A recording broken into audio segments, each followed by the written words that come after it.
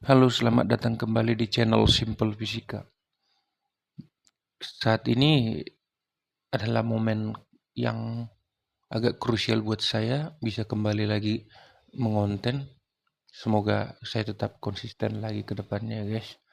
Jadi ini saya mau mulai dari hal paling mendasar di fisika, termasuk sebenarnya besaran dan satuan juga. Tapi vektor ini kebetulan merupakan adalah besaran yang lebih spesifik gitu ya, karena dia memiliki nilai dan arah. Kalau besaran lain namanya besaran skalar, mungkin kita bahas di besaran dan satuan aja. Jadi di sini khusus untuk vektor, kita mulai tadi. Vektor ini memiliki nilai dan arah. Artinya, contoh 10 buah jeruk, nah, itu kan hanya angkanya saja yang ada, nilainya saja 10 biji. Tapi kalau dikatakan mereka mendorong pickup yang mogok itu arah ke utara.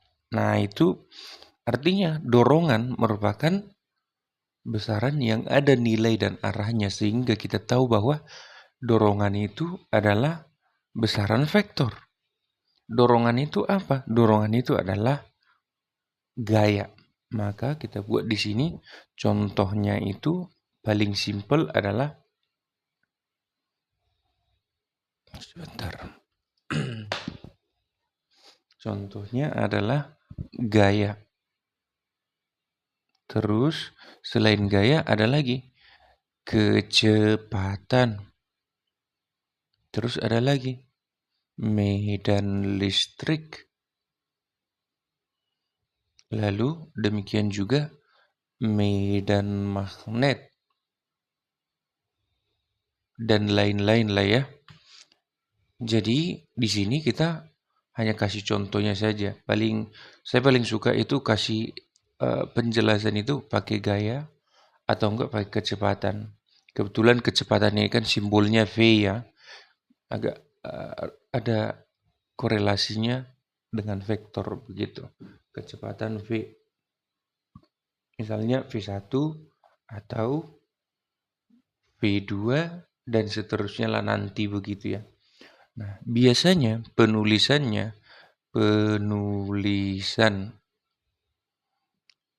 harusnya kan kayak gini nih, V, lalu ada panahnya di atas tuh.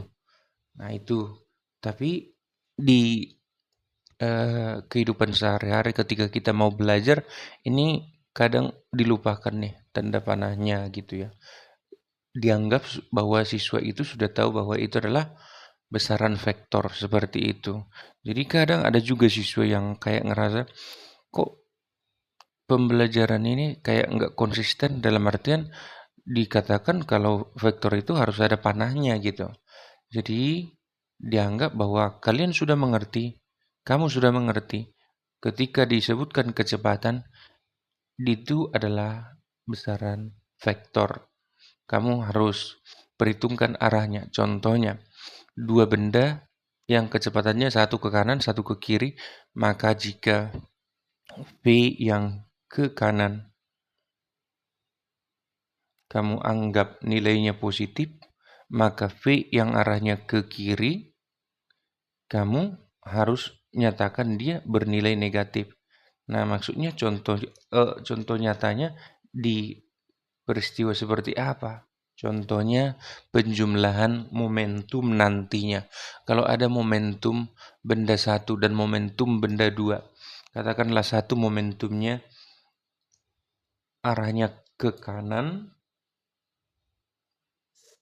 benda dua momentumnya ke kiri. Kalau yang ke kanan ini kamu tulis positif 20, sementara ke kiri nilainya, katakanlah kita gambarkan di sini, ini benda memiliki momentum P1, nilainya 30, Nah, terus ini benda 2, arah momentumnya ke kiri.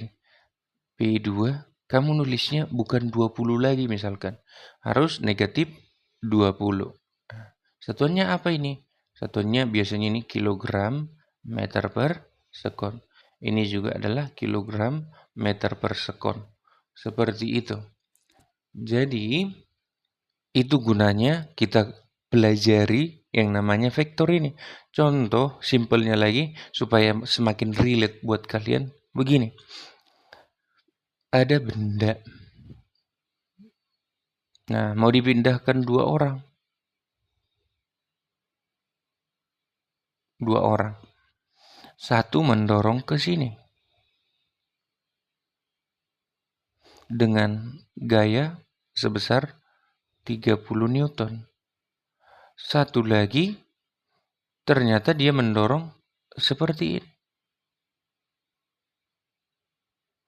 Dorongannya sebesar F2 senilai katakanlah 100 Newton lah. Gitu. Terus bisa juga ternyata dia seperti ini.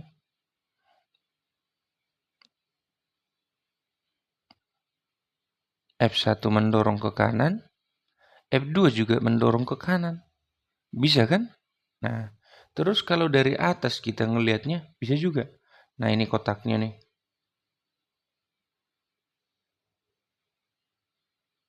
Ini kotaknya di atas lantai. Satu mendorong ke sini.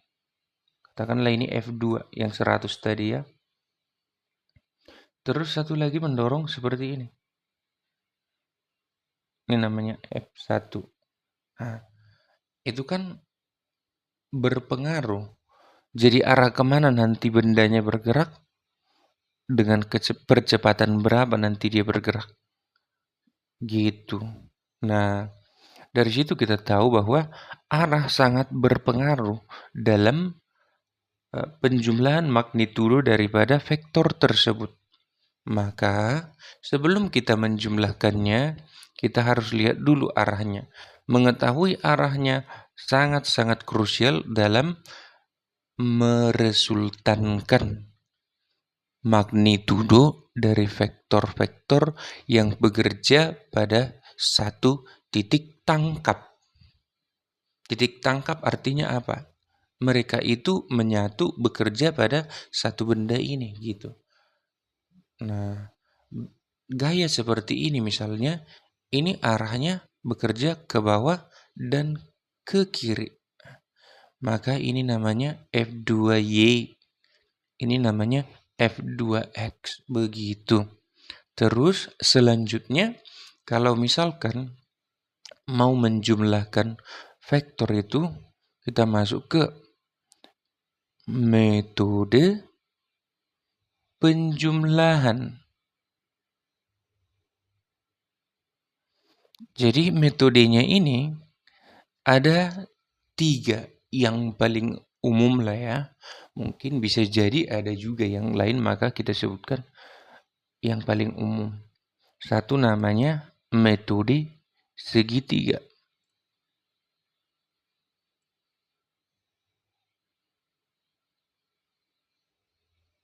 Nah, di sini sangat penting siapa vektor yang pertama disebutkan. Karena kita akan memulai sesuai dengan vektor yang pertama disebutkan. Contoh, kita sediakan V1 seperti ini. Ini V1. Terus ini V2. Kalau disebutkanlah V2 tambah V1. Kalau ditanyakan hasilnya, pasti sama juga.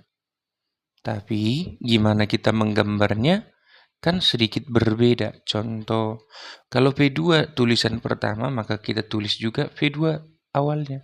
Ini V2-nya. Lalu V1 tambahkan. Kita sambungkan di sini artinya. Sambungkan. Ini V1 misalkan. Kalau ditanyakan hasilnya yang mana? kamu tarik dari pangkal yang pertama ke ujung yang kedua. Ke ujung yang terakhir lah kita sebutnya ya. Inilah yang namanya V2 plus V1. Kalau ditanyakan bagaimana gambarnya V1 plus V2, maka ini V1, kita gambar dulu V1-nya. Lalu V2-nya. V2-nya kan seperti ini. Ini V2-nya. Lalu ini resultannya. Secara nilai dan arah, sudah kelihatan jelas bahwa ini V1 tambah V2 yang ini. Saya lingkarinnya. Ini pasti sama dengan yang ini. Arahnya sama, lalu nilainya atau panjang vektornya juga sama. Karena panjang ini mewakili nilainya. Tadi saya kelupaan juga menjelaskan tentang yang namanya skalanya begitu ya. Satu satuan itu mewakili berapa begitu.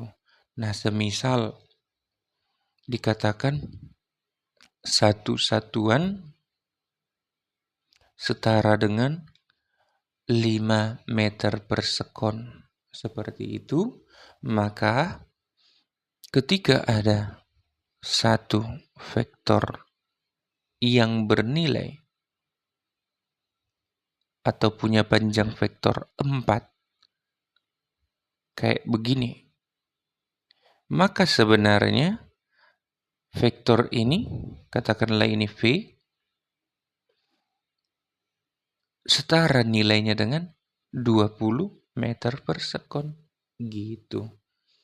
Oke, kayaknya video kali ini sampai di sini dulu. Semoga besok lagi ada waktu untuk melanjutkan. Karena ini vektornya kita tulis part 1 aja ya. Nah, kalau ada besok lagi lanjutannya tentang metode penjumlahan ini. Metode penjumlahannya ada lagi yang namanya metode jajaran genjang, ada juga metode poligon untuk beberapa vektor kayak begitu. Nah, thank you semuanya bagi yang sudah menonton. Jangan lupa like, comment, dan share ke teman kalian supaya video ini semakin bermanfaat.